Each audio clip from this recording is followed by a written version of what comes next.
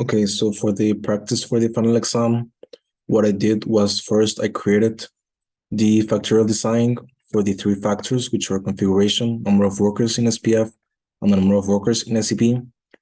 I got this pattern for the data. So I saw it was first all of the A's, then B's, then C's, then D's, and as well for the number of workers and SCPs. There was a pattern, so I decided for the Excel to make a filter on it, and I got then the same pattern for the information. Then I used this data to have the same structure in the Minitab. Therefore, I proceeded with analysis. I got for the first multi-level factorial design, I got the number of three factors, two replicates, total of ROMs of 240, and the number of levels were 6, 5, and 4, correspondingly for the three factors. Then, for the first response, which was the throughput, I made the analysis. Firstly, for the ANOVA, I included all of the three interactions. I saw that the R-squared was high. They were both high and they were both close. However, then I saw the residual plots and I saw that the normality test was not passed, and the versus fit, it showed a clear pattern. Therefore, I also saw that the Pareto chart, all of the factors were significant, as well as it showed in the regression equation. So eliminating a factor was not a decision to be made. Therefore, my next attempt was here to make the Box-Cox transformation. Okay, the ANOVA, I got still all of the three interactions. I saw the R-squared that were both high and close. And finally, I saw the residual plots. The normality test could be improved, as well as the versus fits, since it showed a clear pattern on this graph. Therefore, my decision was to eliminate two unusual observations, which were observations number 35 and 36. They got the biggest residual. And then I finally, for this third attempt, it was automatically removed the three-way interaction, as you can see here in the ANOVA. The R-squared was still high and they were close. And the residual plots, the normality test was passed then because it was close to the line, and the versus fits, it showed no pattern. The histogram shows a normal distribution, randomization here. All of the factors were significant, so then we could continue with our analysis. Then for the factorial plots, I saw that the number of workers in SPF, they got here for 7 and 9. I could eliminate them so that it was better represented. So then I got a result of this graph, where if it's needed to minimize, it will be chosen 6. If it's chosen to maximize, then 10 will be needed to be chosen.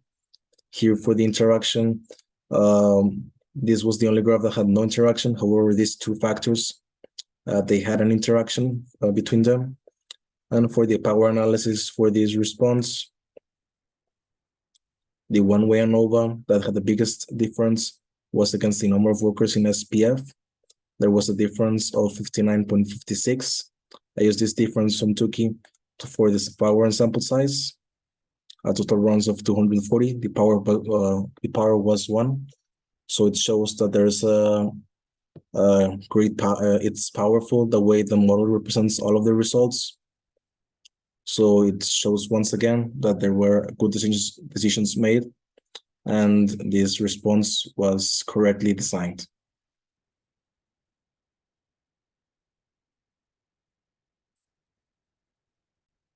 Then for the next response, which is the SPF, for the ANOVA, as we can see here, all of the three-way interactions were included.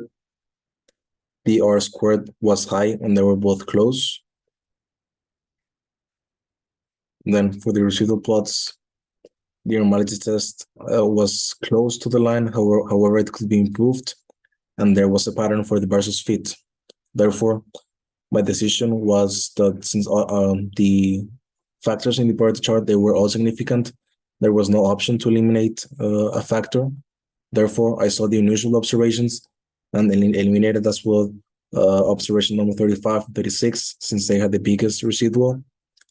Then here for this next attempt, Minitab automatically removed a three-way interaction as seen in the ANOVA.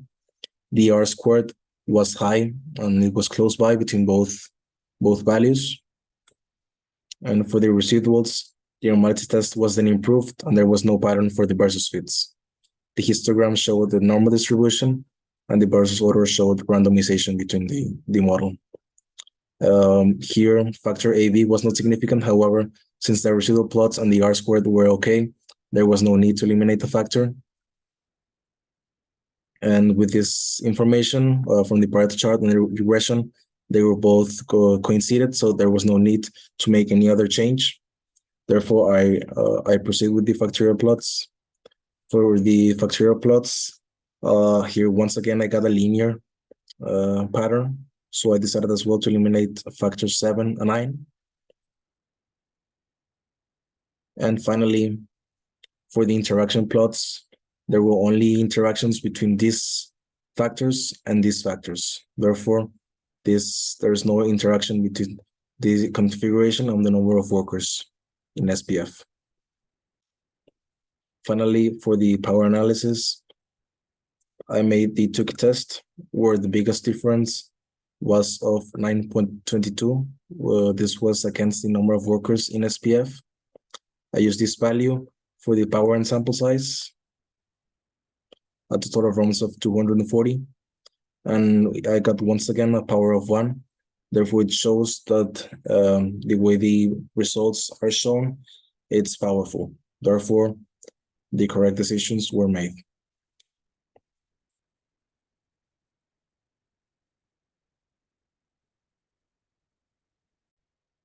Then for the third response, which is the SEP, for the first general factorial regression, I included all of the three-way interactions for the ANOVA analysis.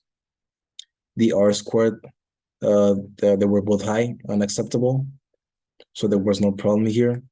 However, I saw the residual plots, and the normality test was not okay, and the versus fits was as well not okay. So therefore, my decision was to make the Box-Cox transformation from the optimal lambda. Here, however, I eliminated two factors since, as seen here in the Pareto chart, factors AB and ABC were not significant. Therefore, and this coincided as well with the regression equation. So I decided to eliminate these two factors. So the R-squared were they were high, and the residual plots, the normality test could be improved, and the versus fits as well, since the data was close to the value of 0. Therefore, my decision was to eliminate observations 46 and 125, since they had the biggest residuals. And finally, I got here for the ANOVA only that onto the two-way interactions, the R-squared were high, really high, and the residual plots were better, and the versus fits, it had no pattern. And as well, the Pareto chart showed that all of the factors were significant, so I could proceed with my analysis. For the factorial plots and the main effects, I saw here once again a linear pattern, so factors 7 and 9 were removed. It remained only 6, 8, and 10. And finally, for the interactions, there was no interaction here, and as well for the rest of the graphs, since they did not collide between each other. Finally, for the power analysis for SEP, for the one-way ANOVA, I got for the Tukey test that the biggest difference was 46.42. I used this value for the power and sample size and got a power of 1. So it shows how powerful our results are, and it shows that it is okay since it is bigger than 0.8.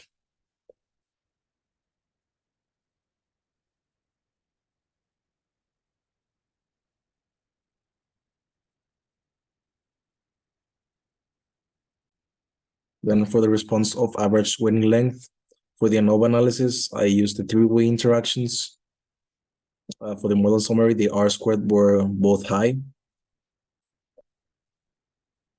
For the residual plots, the normality test could be improved, as well as the versus fit, since it showed a clear pattern. for the Pareto chart, all of the factors were significant, so there was no need to eliminate one of them. It was also represented in the coefficient equation. So my next decision was, in order to improve these both graphs, was to make the transformation. However, I got a big R squared. However, the residual plots were not okay. It showed once again a pattern, so I decided to eliminate observations 35 and 36 since they had the biggest residual. And finally, the result was improved since the R squared was okay. And the residual plots, the normality test was passed, and the versus fits, it showed no pattern. The histogram had the normal distribution, and randomization was in the experiment. All factors were significant, as represented as well in the regression equation, so we could move for the factorial plots.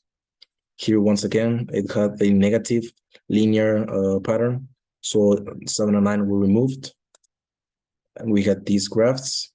And for the interaction, there was only an interaction between these two graphs. There was no interaction here. So then we finally moved for the power analysis.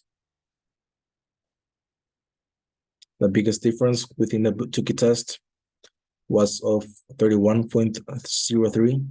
This was used for the power and sample size, and it resulted with a power of 1. So it shows how powerful our results are. And it's acceptable because it's bigger than 0.8. So our model is okay. Finally, for the last response, which is the average winning time, for the ANOVA first, I used all of the interactions. The R squared were both high. However, for the residual plots, the normality test could be improved, and the versus fits, it showed a clear pattern within both ways. I saw as well the Pareto chart and the regression equation, and all of the factors were significant, so there was no need to eliminate one of them. So what I decided next for the next attempt was to make the Box-Cox transformation for the optimal lambda. Here, there was still the three-way interactions for the ANOVA analysis. The R squared were both high. However, still for the residual plots, the normality test was not okay, and it showed once again a pattern for the versus fits. So the next decision to be made was to eliminate unusual observations, which were number 19 and 20, since they had the biggest residual. And finally, here the model was then okay. Since we eliminated these two values, the three-way interaction was removed, as stated here, and in the ANOVA, the R squared were high, 97% and 96%. And finally, the residual plots were okay. The test was passed, and there was no pattern.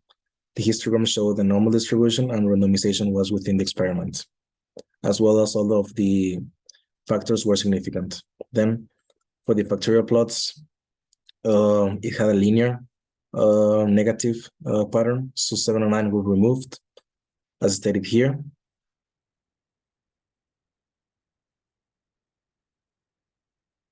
And finally, for the interaction between the factors, it showed only within these two graphs that there was an interaction between the factors.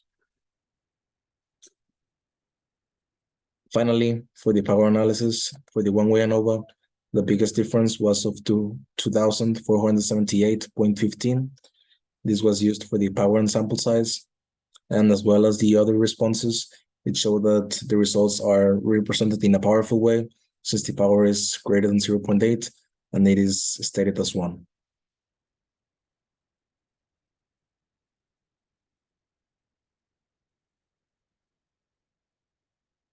Thank you.